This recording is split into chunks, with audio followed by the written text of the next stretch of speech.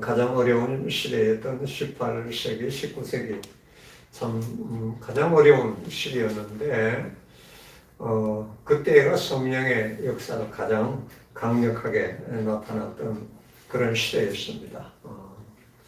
우리 여기 연세가 많이 드신 분들도 계시고 또 우리 젊은 분들도 있는데 우리 뭐 젊다고 해봐야 또 그렇게 젊지도 않아요. 우리 생명나무에 핀 우승국 교회 우리 사랑하는 우리 형제 자매들 함께 앞뒤로 돌아보면서 할렐루야 할렐루야. 할렐루야.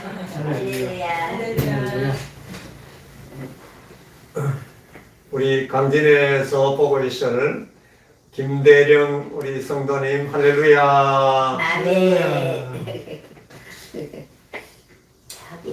오늘 이 말씀은 모든 성도 중에 지극히 작은 자보다 더 작은 나에게 이 은혜를 주신 것은 측량할 수 없는 그리스도의 풍성함을 이방인에게 전하게 하시고 이게 제 이야기예요. 모든 성도 중에 지극히 작은 자보다 더 작은 나에게 은혜를 주셔서 선교사로 사용하시는 우리 하나님을 찬양합니다. 아멘. 이분이 우리 하나님이 베풀어 주신 은혜가 얼마나 풍성하고 큰지 알 수가 없어요. 우리 윤동주 시인이 말이죠. 나는 왜 말하는 것마다 시가 되고 이렇게 끄적거리는 것마다 쓰는 것마다 시가 될까? 왜 이렇게 쉽게 시가 되는지 나도 알 수가 없다고 그런 고백을 했습니다. 많은 사람들이 시를 쓰려고 막 머리를 싸매고 고민하고 애를 쓰는데 그냥 말하면 시고 그냥 쓰면은 시라는 거예요. 저는 성교 현장에서 이래 가는 데마다 하나님이 붙들고 다니시니까 가는 곳마다 하나님의 역사가 나타나고 그렇게 힘들어하는 교회 세우는 것도 가는 곳마다 그냥 세워졌어요. 왜냐하면 그게 하나님의 역사였습니다. 아멘. 제가 이제 우리 감리교 역사를 쭉 보면서 제가 청장년 때 감리교 역사를 쭉 연구를 하면서 제가 너무 큰 감동을 받았어요. 큰 감동을 받았는데 제일 앞에 나오는 사진이 한번 사진 보여주세요. 아펜젤러 선교사님인데 초기에 우리 선교사님들 다 20대 중반에 초중반에 다 한국에 들어왔어요. 이 아펜젤러 목사님도 이제 우리도 그때는 18, 19이면 우리나라에도 다 결혼할 때 미국에도 그때는 20살, 21살이면 다 결혼할 때 결혼하자 말자 다 20대에 이 젊은 사람들이 선교사로 나가는데 이 시대에는 무디 선생에 의해서 이 무디 선생에 의해서 무디 선생은 정말 아주 어렵게 큰 분이에요. 근데 이분이 은혜를 받고 이분에 의해서 미국 사회가 확 뒤집어졌거든요. 뒤집어졌는데 그 영향으로 인해서 미국의 모든 이 청소년들, 청년들이 말이죠. 이게 선교사로 나가겠다고 난리가 났어요. 선교사로 나가겠다. 이게 제가 중국에 가서도 말이죠. 선교 현장에 갔더니 그때 영국에서 온 선교사들이 그때는 리빙스톤 이 선교사 이런 분들 영향을 받아가지고 말이죠. 나왔는데 21살에 나왔더라고 보니까 폴란드 선교사라는 분이 21살에 중국으로 와가지고 말이죠. 완전 중국인처럼 중국에서 사역했던 그런 제가 역사를 봤는데 이분들도 똑같아요. 1885년 19세기 후반이죠. 이분들이 올 때는 미국의 교회들이 엄청나게 부흥하고 미국의 대학마다 그리고 의과대학이고 뭐 신학교 말할 것도 없고 이게 선교사로 나가게 되는 이 젊은이들로 넘쳐나게 했어요. 그런데 이 동양에 있는 이 한국이라는 나라는 말이죠. 정말 보이지도 않는 일본, 중국은 많이 이렇게 가는데 인도도 많이 가고 여긴 보이지도 않는 아무도 알아주지 않는 이 나라의 처음 온 분이 아펜젤로 목사님. 1885년 부활주일에 이분이 언더우드, 장로교 언더우드 선교사하고 같이 들어왔는데, 근데 이제 장로교하고 싸우는 누가 먼저 조선 땅을 밟았느냐? 아펜젤로 선교사님이 먼저 땅을 밟았어요. 왜냐하면은 이게 이 서양에는 레이디 퍼스트예요. 이 여자분들을 이렇게 먼저 내려야 되는데, 그 아펜젤로 선교사님이 내려왔고 언더우드 선교사님은 총각이었어요. 그러니까 이제 그 부인을 받기 위해서 땅에 먼저 내려온 게 아펜젤로 목사님이야. 그리고 부인을 이렇게 이 손을 잡고 내려오게 했는데, 그래서 아펜젤로 목사님이 먼저 조선 땅을 밟았다. 그리고 감리교회가 먼저 밟았다. 이런 웃지 못할 그런 이야기를 하고는 합니다.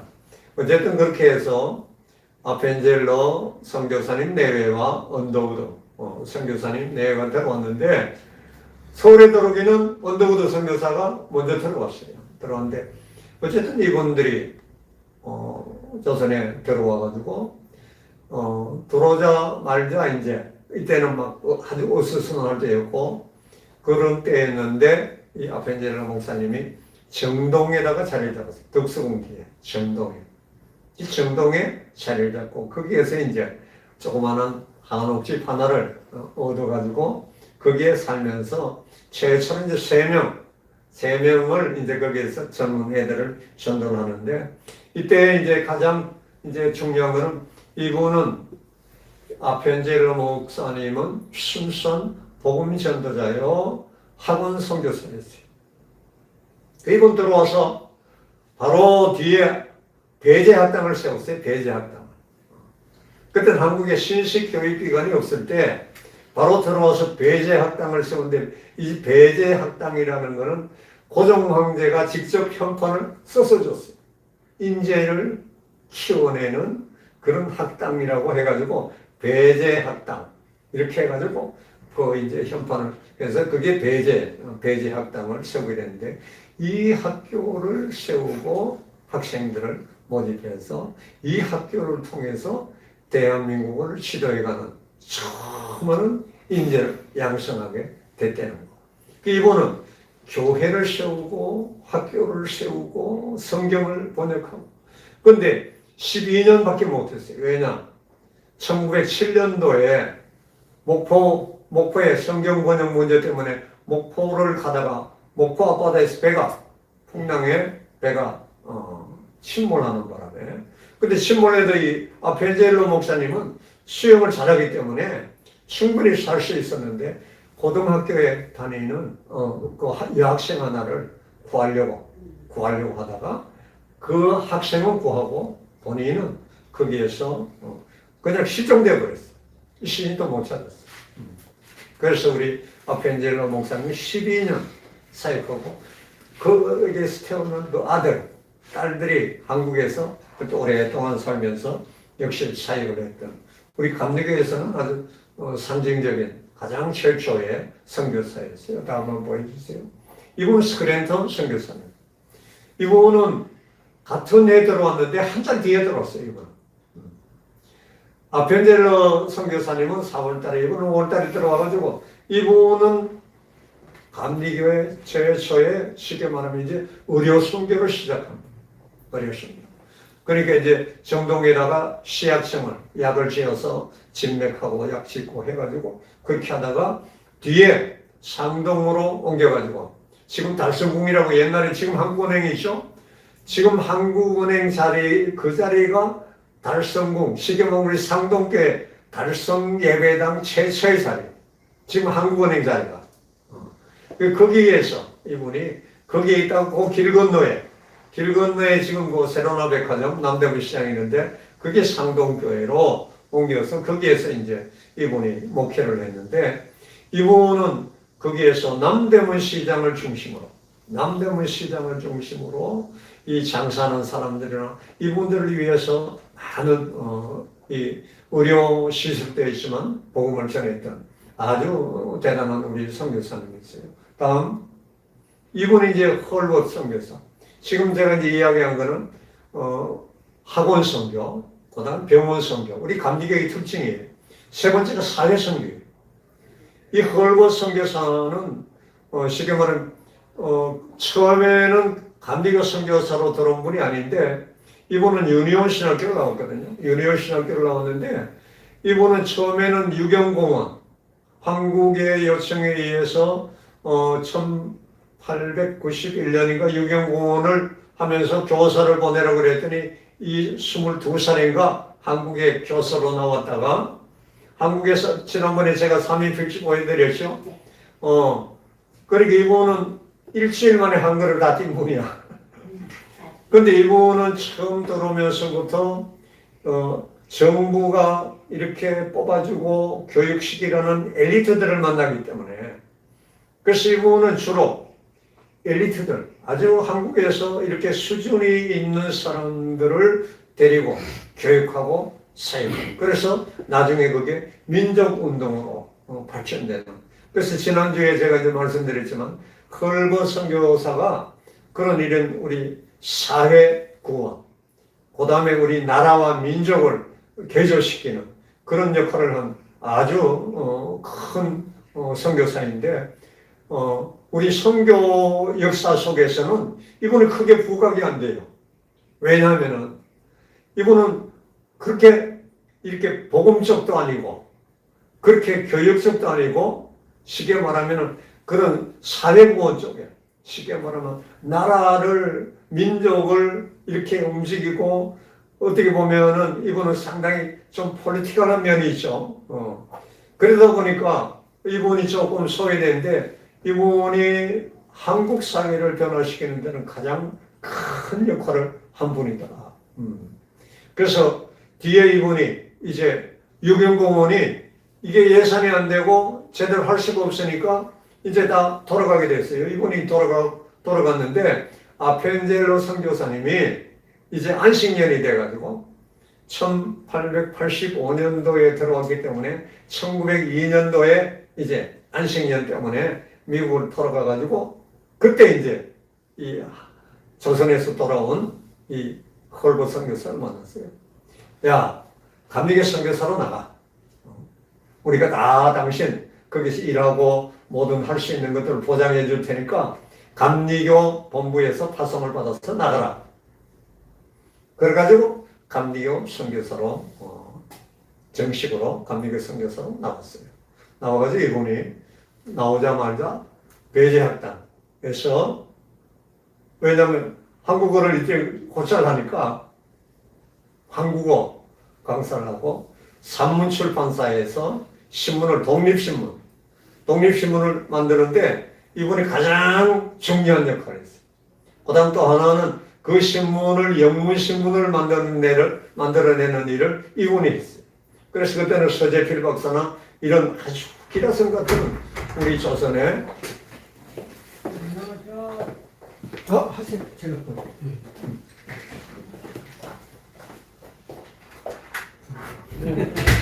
제가 목사님한테 제가 목사님.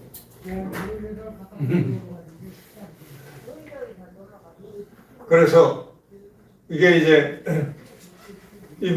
그래서 이분이 우리 엘리트들을 이제 쉽게 말하면은 그 당시에는 우리 엘리트들이 너무 이게 적어요. 시야가. 그래서 밖에 나오지도 않고 아는 것도 적고 알고 있는 것은 이제 주자 유교에 대한 도리밖에 몰라. 그러니까 이제 우리 이 헐벗 선교사가 그걸 깨트려줬어요. 그리고 이제 많은 이 배제학당 출신들을 영어를 가르치고 이분들을 이제 깨우쳐주는 그런 아주 귀한 역할을 한 분이 헐벗 선교사인데 8월 31일이 이분의 78주인가 그래요. 그래서 저보고 헐벗 선교사 기념사업회에서 저보고 이번 8월 31일 날 거기에 78주기 추모 대회를 하는데 꼭 좀 참석을 해달라고 양화진에. 그 제가 이제 간다고 그랬죠. 간다고 그랬는데 어쨌든 이분이 아주 큰 역할을 한 분이고 지난번에 제가 이제 드린 말씀 중에서 저기까지 그 이준 열사와 세 분이 이제 이상설, 이휘종 세 분이 헤이그를 가는데 네덜란드 헤이그에 만국 평화 회의에 참석하기 위해서 가는데 그때 이제 그 역할을 한 분이 이분이에요. 다음 한번 보여주세요. 이건 메리 스크랜턴 대부인이라고 하는데 이분은 이화학당을 만든 분이에요. 이화학당. 그러니까 이 대한민국의 여성들 신장을 이렇게 확 높여준 분이 이분이에요. 이분이 처음에 이화학당을 만들어 놓고 학생을 뽑으니까 말이죠. 3명이 왔어, 3명. 고아 1명하고 2분은 어떤 대감의 소실이야. 대감의 소실인데 그 소실의 나이가 몇 살이냐면 16살짜리들이야. 그 옛날에 15살 넘으면 시집갔어. 시집갔는데 그런 사람들이 제일 처음에 학생으로 들어갔다는 거예요. 근데 뒤에 이화학당에 지금 여러분 이화여대 들어가려면 얼마나 힘들어요? 근데 초기에 이화학당을 들어간 사람들은 다 버려진 여자애들이었어요, 거의. 그러다가 그게 몇 년 지나니까 이제 엄마들이 손 붙들고 아이를 데리고 와서 이제 공부를 시키기 시작했는데 이 스크랜턴 대부인과 앞에 보였던 그 아들 되는 스크랜턴 이 두 분에 의해서 요 다음 사진 한번 보여줘. 이분이 이제 나오게 된 거예요. 이 스크랜턴 대부인과 그 다음에 스크랜턴 선교사에 의해서 이 전덕기 목사님네 남대문 시장에서 숫장사던 아버지를 뒀던 정말 아주 그때는 이렇게 쉽게 말하면 장돌뱅이였던 이 전덕기를 그 집으로 데리고 가서 그 집에 쉽게 말하면 이제 함께 살면서 그리고 복음으로 가르치고 기도하고 교육하고 하면서 그 당시에 이 당시 우리가 20세기 초반에 말이죠. 우리 감리교회에서 한국인 목회자 중에 가장 뛰어난 가장 훌륭한 목회자 이천덕기 목사님을 만들었던 그런 놀라운 역사예요. 이 감리교회사에 그게 이제 이분은 하나를 키워 놓으니까 말이죠. 이분이 상동교회를 담임을 맡았어요. 이분이 상동 청년학원을 만들었어요. 그러니까 앞에 이 헐고 선교사가 쉽게 말하면은 영어를 가르치고 또 초기에는 처음에는 역사도 가르쳤어요. 그리고 스크랜턴 선교사는 그거를 뒷바라지해야죠. 그분에 의해서 이분하고 또 스크랜턴 선교사 그 다음에 헐버 선교사에 의해서 말이죠. 상동청년학원에서 나왔던 분들이 대한민국 임시정부를 만든 분들의 그런 근간이 됐고 그 다음에 대한민국의 이 독립운동사에 엄청난 역할을 했던 많은 분들이 전부 이분의 역할이었던 분이에요. 이준 열사는 이분보다가 10살 이상 많은 분이에요. 그럼에도 불구하고 저 목사님 하면서 전덕기 목사님 말씀에 얼마나 순종했는지 몰라. 그리고 48살임에도 불구하고 그때는 청년회 회장으로 상동교회 청년회 회장으로 헤이그에 갔어요. 다음 사진 보여주세요. 이 손정도 목사님은 여기 이분도 이제 평안도 분인데 이분은 이 예수님을 영접하고 나서 이 선교사에 의해서 예수님을 영접하고 자기 고향집에 돌아가서 밤새도록 사당을 다 때려 부순 분이야. 그래 아침에 일어나 이거 뭐 맞아 죽을 것 같으니까 그냥 보따리 싸가지고 도망을 쳤는데 그 뒤에 이분이 이제 신학을 하고 목사가 됐어요. 목사가 됐는데 이분이 요즘 치면 초대 국회의장이에요. 임시정부의 초대 의정원 원장을 했는데 초대 적시자사 총재도 하고 이분의 장남의 손원일 제독이 한국 해군을 창설한 분 손원일. 그래서 제가 이제 우리 손시중에 이런 분이 있구나 하고 제가 자랑스러워하는데 손정도 목사님 정말 아주 이분은 만주에서 우리 독립운동하고 만주에 있는 분들 또 이 러시아 선교를 위해서 그쪽에 가서 많이 수고하고 애쓰다가 일본 사람들에 의해서 독살을 당했어요. 독살을 당했는데 그때가 49살인가 됐을 때였어요. 정말 아주 대단한 우리 감리교의 자랑스러운 우리 목사님이죠. 다음 여기 이제 이준, 이상설, 이위정 이 헐벗 선교사가 고종 황제한테 이야기를 해가지고 이 세 분을 이제 네덜란드 헤이그로 밀사로 이제 파견을 하게 됩니다. 파견을 하게 되는데 이분들이 다 영어가 이상한 분들이에요. 왜냐 헐벗에 의해서. 그때 뭐 전 사람이라고 해가지고 말이죠. 1907년이거든. 1907년도에 가는데 이분 이준 열사는 이거 잘하고 그리고 이 당시 사진이니까 48살이니까 얼마나 이 풍채가 있잖아요. 이상설 선생도 똑같아요. 이분들도 조선에서는 최고의 엘리트들이었어요. 그런데 이분은 한국에서 서울에서 출발했고 이분은 이미 블라디보스톡에 나가 있었고 이분은 이휘정이 제일 나이가 어려요. 이분은 러시아의 공사의 아들이었는데 이분은 상트페테르부르크 거기에 있었어요. 있는데 이분은 사개국을 하는 분이야. 영어, 불어, 그 다음에 러시아어.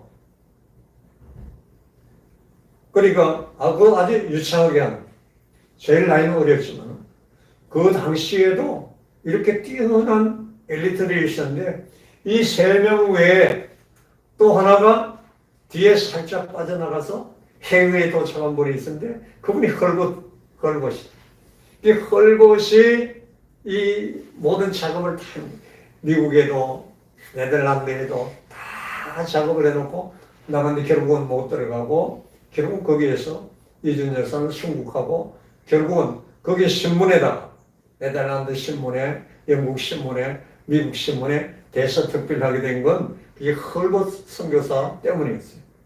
그래서 이제 이 당시 요 초기의 역사 가운데 감리교회는 복음적으로도 매우 중요한 역할을 했을 뿐만 아니라 그때도 이제 교회를 세우고 복음적으로도 매우 중요한 역할을 했을 뿐만 아니라 그 다음에 이 학교를 세워서 또 우리 한국 많은 사람들이 젊은들에게 교육을 시킬 수 있는 말씀으로 교육을 꼭 성경 과목이 들어가 있었으니까 이 배제학당이나 이화학당을 들어가면 반드시 성경 공부를 했어요.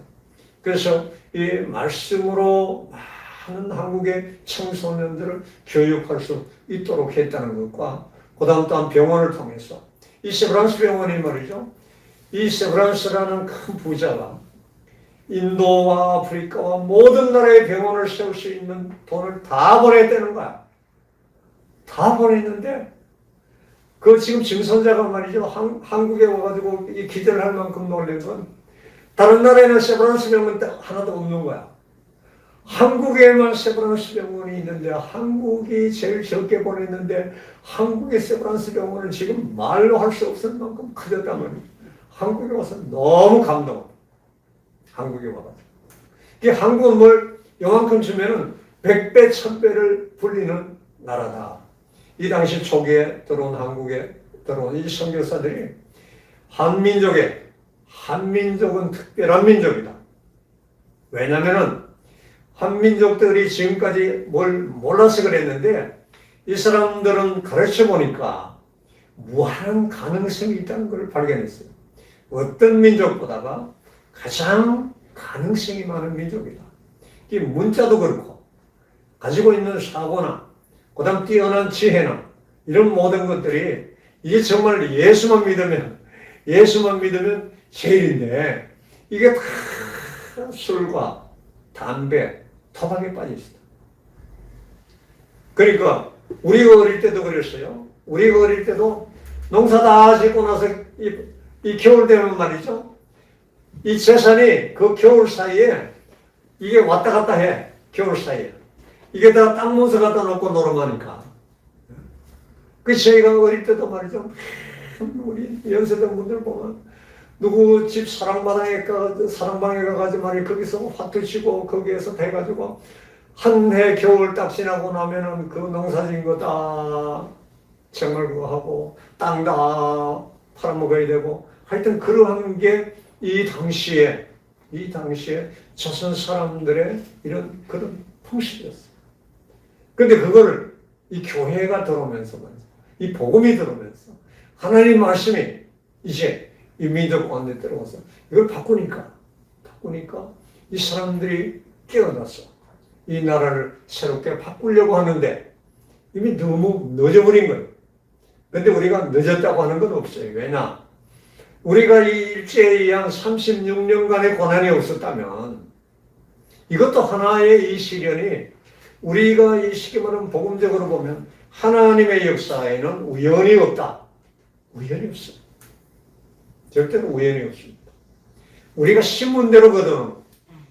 우리가 심은 것을 우리가 거두었고 우리가 그 고난을 다 겪은 거야. 하나만 제가 말씀드리면 우리 윤치호 선생이 최초의 감리교회입니다. 이분은 선교사들에 의한 이 복음을 들은 게 아니고 이분은 중국에 망명 가서 중국에서 이 감리교 선교사를 만나가지고 말이죠. 거기에서 복음을 듣고 거기에서 신학하고 거기에서 또 미국으로 가고 그리고 한국에 들어왔는데 이분이 18살에 일본에 가가지고 일본 동인사에서 이분이 공부를 2년 동안 하고 일본의 일본 왕 명씨였는데 이 명씨와 한국의 고종이 동갑이에요. 근데 일본은 명씨 유신을 일으켜가지고 일본이 막 완전히 개혁이 되는데 매일매일 일본이 막 바뀌어지는 매일매일 1881년에 가서 보니까 서양 문물을 받아들이고 말이죠. 매일매일 바뀌어지는데 2년 뒤에 미국 푸드공사의 비서로 해가 통역관으로 조선을 딱 들어와서 한국의 외무부에 이제 그 직책을 얻어가지고 통역도 하고 이제 고종한테 가서 이 결제를 받는데 말이죠. 참 놀라운 사실은 뭐냐면은 오전에 결제하는 예가 없어. 이 고종이 오후 3시 반에서 4시에 결제를 하는데 그것도 1시간 내지 1시간 반만 결제 시간이야. 그럼 뭐 하느냐? 오후 2시까지 주무셨다는 거야. 왜냐하면 저녁에 7시부터 시작해서 밤새도록 잘 오시다가 술 드시고 그리고 푹 주무시고 이게 3시 넘어서 결제를 하시니 이 엘리트인 일본에 가서 공부를 하고 이게 정말 세계 문물을 조금이라도 보고 온 이 윤시호의 눈으로 보니까 이야 이런 정부 어떻게 망하지 않을까? 그 당시에 윤시호 이런 정부가 어떻게 망하지 않는가? 일본은 지금 막 앞을 다투어서 발전하고 뒤집고 있는데 여기는 왕으로부터 시작해서 모두가 잠자고 있고 모두가 화투 치고 굿하고 정말 이 타락의 길을 걸어가고 있는 것을 이 젊은 지식인들이 봤습니다. 이 기독교. 이게 그래서 우리는 말이죠.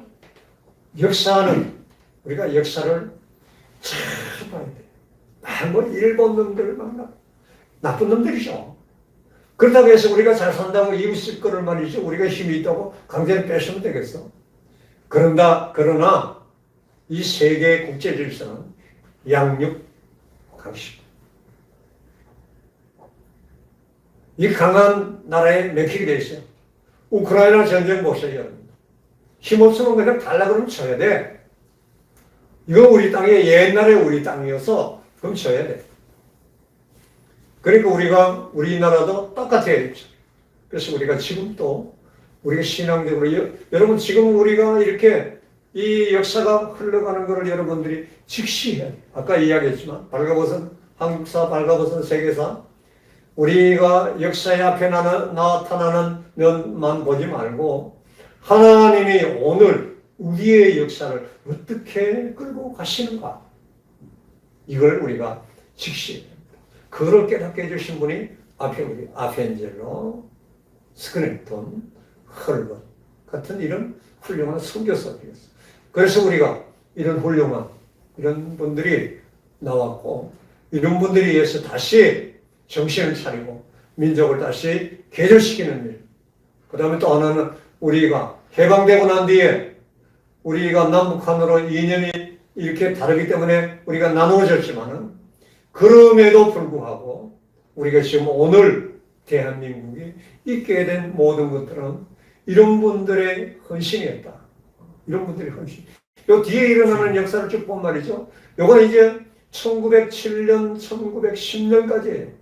10년까지지만은 이때까지 이 믿음을 가진 분들의 피나는 투쟁의 역사는 놀라운 거였어요. 그리고 이때부터 이제 여자분들이 말이죠. 여자분들이 우리도 나서야 된다. 그래서 나선 것들이 이제 앞으로 이제 쭉 계속 나가요. 교회에서. 지금부터 교회에서 회의를 했어요. 평산이라는 평산감리교회에서. 그게 1905년도 교회 회의록에 나와요. 이제는 여자들도 밥상에서 같이 밥을 먹는다. 네? 이제는 여자들도 임원회에 나와서 발언할 수 있는 동일한 발언권을 준다. 이제는 여자들도 우리가 남자들이 여자들에게 존댓말을 쓰도록 하겠다. 이거 당시는 혁명이었어요. 혁명. 이게 교회에서 일어났어요. 교회에서. 왜냐? 복음이 들어가니까.